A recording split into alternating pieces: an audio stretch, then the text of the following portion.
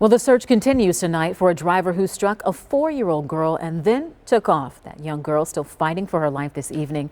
Milwaukee police still looking for the driver and the tan SUV that driver was driving in. The hit and run happened Friday night near 3rd and Nash. It was the 4th crash that involved a child in a week. A traffic study shows a third of all crashes in the city are hit and runs. It's a figure far higher than anywhere else in Wisconsin. In tonight's Project Drive Safer report, Ben Jordan speaks with parents who share the struggles of seeking justice for their son 1 year later after his death. This city report shows in recent years 6,000 hit and runs are reported annually in Milwaukee. That's about twice as many as there were a decade ago.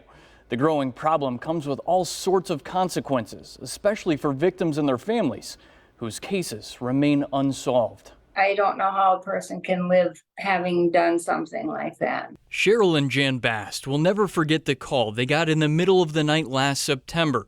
They learned their son Arne was injured so badly when he was hit by an SUV, he was barely recognizable. I think the hardest part was, he was still alive and knowing that he was suffering so much. Living on the East Coast, Cheryl and Jan had to say their goodbyes over the phone before Arne passed hours later in the hospital. We sang to him, we talked with him, we prayed with him. That night, Arne was walking across Brady Street to meet up with friends when police say this SUV smashed into him at full speed.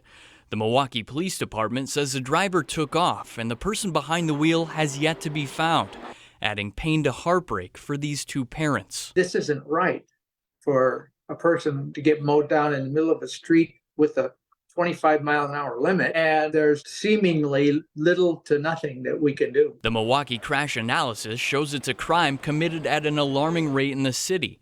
32% of all crashes in Milwaukee are hit and runs. That percentage is twice as high as the hit and run rate in Madison, Green Bay, and the state as a whole. Hit and run cases present a lot of difficulty. Milwaukee Police Inspector David Feldmeyer says hit and runs are often tough to solve due to a variety of factors. Many times, hit and run cases, there's nobody that was there to see it. Sometimes it's late at night. Milwaukee police records show over this 4-year period, only about a quarter of criminal hit and run cases resulted in an arrest. 1 year later, are you hopeful that someone will be brought to justice?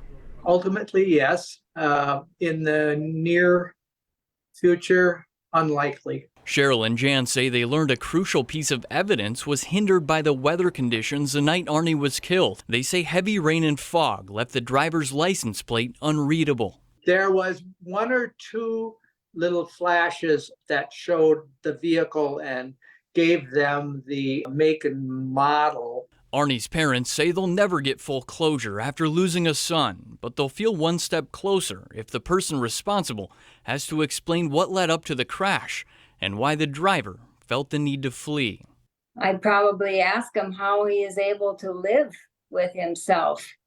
Is his conscience so seared that he has no feeling or empathy toward the person that he's hit? Milwaukee police say they're still actively investigating this hit and run death. Anyone who has information about the vehicle or the driver is asked to call 414-224-TIPS. Reporting in the studio, Ben Jordan, TMJ4 News.